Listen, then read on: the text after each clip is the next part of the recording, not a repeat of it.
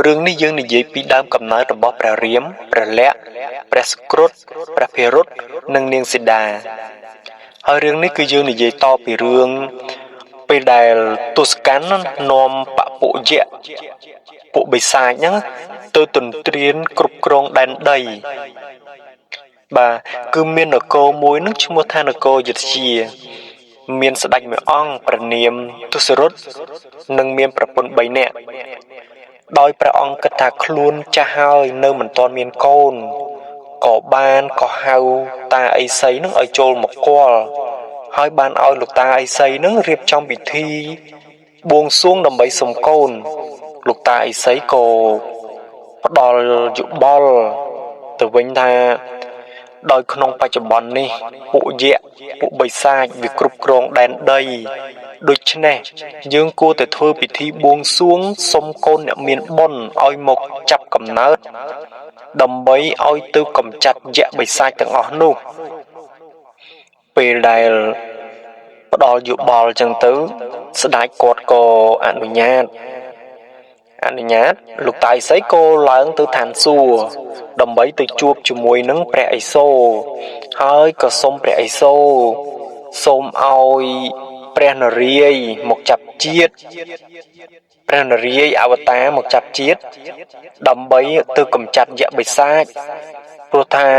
ឥឡូវនេះពួកយក្សហ្នឹងគឺវាកំពុងតែអុកឡុកដែនដីគឺពិបាកក្នុងការរស់នៅខ្លាំងណាស់ព្រះឥសូរគាត់ក៏យល់ឃើញបែបហ្នឹងដែរក៏បញ្ជាឲ្យព្រះឥន្ទនឹងផ្លុំខ្យងសាំងដើម្បីដាស់ព្រះនរាយណ៍ឲ្យភ្ញាក់ពីដំណេក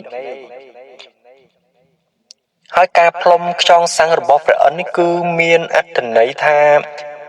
បញ្ជូនដំណឹងទៅព្រះនរាយណ៍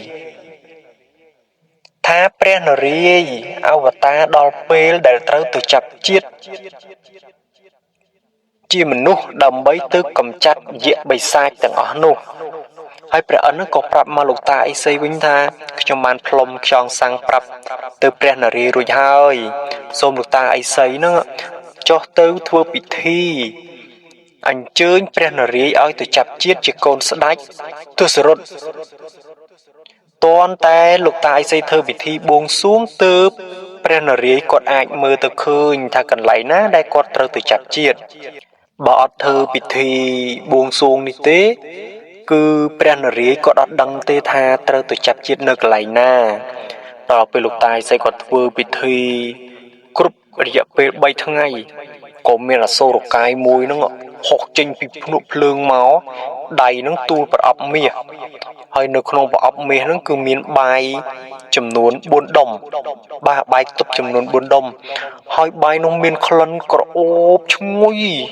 ថាធំក្លិនហើយគឺធ្វើឲ្យយើងនឹងចង់ឆៃហើយដល់ទៅពេលឈ្ងុយខ្លាំងពេកទៅក្លិនហ្នឹងភាយទៅដល់នាងមណ្ឌលគិរី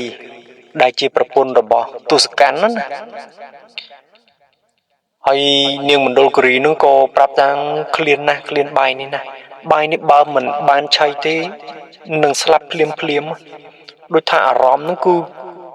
ចាប់ជាមួយនឹងបាយហ្នឹងហ្មងគឺឃ្លានហ្មងគឺត្រូវតែបានឆៃបាយនឹងចាហ្មងហើយទុសកាន់ហ្នឹងក៏គាត់ប្រើឲ្យនាងសក្កណាសូប្រែកលាទៅដណ្ដើមយកបាយនោះមកហើយនាងសក្កណាសូពេលដែលទៅឆក់បាយនោះមកបានតែមួយកណាត់ទេបាទ4ដុំអញ្ចឹងឆក់មកបានតែមួយកណាត់ទេយកមកឲ្យប្រពន្ធរបស់ទុសកាន់ណាហើយដល់បាយសល់តែ3ដុំកន្លះហ្នឹងស្ដេចក៏ឲ្យទៅប្រពន្ធទាំង3ហ្នឹងឆៃទៅហើយក្រោយពីឆៃបាយហ្នឹងហើយក៏មានទម្ងន់ពោះអញ្ចឹងទៅចំណែកឯប្រពន្ធរបស់ទុសកាន់នោះក្រោយពីឆៃបាយហើយក៏មានទម្ងន់ដូចគ្នាព្រោះថាបាយនេះគេធ្វើពិធីឡើងដើម្បីសុំកូនបាទដល់អញ្ចឹងដល់ទៅពេលនាំគ្នាឆៃបាយហ្នឹងហើយគឺត្រូវតែមានកូនដូចគ្នាចំណែកឯប្រពន្ធរបស់ស្ដេចទុសរុតវិញគឺប្រពន្ធទី1ហ្នឹងគឺគាត់ប្រសូតបានកូនមួយគឺព្រះរាមបាទព្រះរាមហ្នឹងគឺជាព្រះនរាយណ៍នឹងឯងដែលមកចាប់ជាតិហើយប្រពន្ធទី2ប្រសូតបានព្រះភិរុតហ្នឹងគឺជាអាវុធបាទគឺជាអាវុធប្រចាំខ្លួនរបស់ព្រះនរាយណ៍ណា ហើយប្រពន្ធទី3គាត់ប្រសូតបាន2បានប្រល័ក្ខនិងព្រះសក្រុតហើយប្រល័ក្ខនឹងគឺជាខ្យងសាំងគឺជាបល្ល័ង្កចំណែកឯព្រះសក្រុតគឺជាមុនអាគមគាថាអញ្ចឹងណាហើយអវតារទាំងអស់ហ្នឹងគឺគាត់មកតាមចាប់ជាតិជាមួយនឹងម្ចាស់អញ្ចឹងម្ចាស់មកអញ្ចឹងគាត់ក៏ត្រូវតែមកចាប់ជាតិជាមួយដែរចំណែកឯប្រពន្ធទុសកាន់វិញសូត្របានកូនស្រីមួយហើយកូនស្រីហ្នឹងគឺនាងសីតានឹងឯង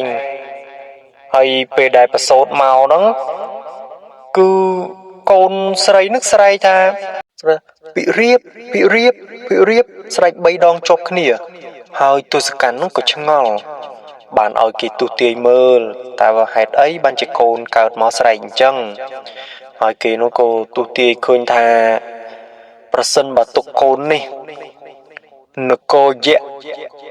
ពូជពងយៈទាំងអស់នឹងត្រូវរលាយនឹងត្រូវខ្ចាត់ខ្ចាយទាំងអស់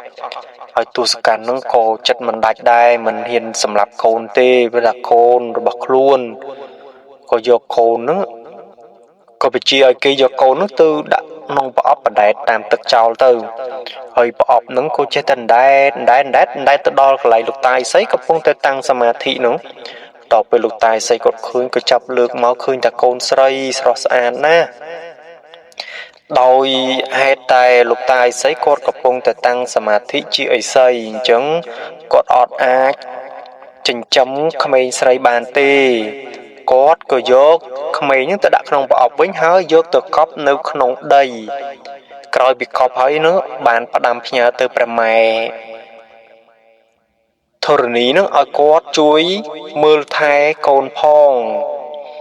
ហើយដល់ពេលរយៈពេល16ឆ្នាំកន្លងផុតទៅបងប្អូនគ្រួសាររបស់ព្រះរាមនឹងគាត់ក៏កំពុងតែវឹកហាត់បាញ់ព្រួញរៀននៅវិជ្ជាសិលពីគ្រូនិយាយរៀនសពគ្រប់ទាំងអស់ចំណែកឯលោកតាឥសីគាត់ក៏ដល់ពេលដែលត្រូវសឹកពីឥសីដែរដើម្បីទៅគ្រងរាជចវាំងវិញ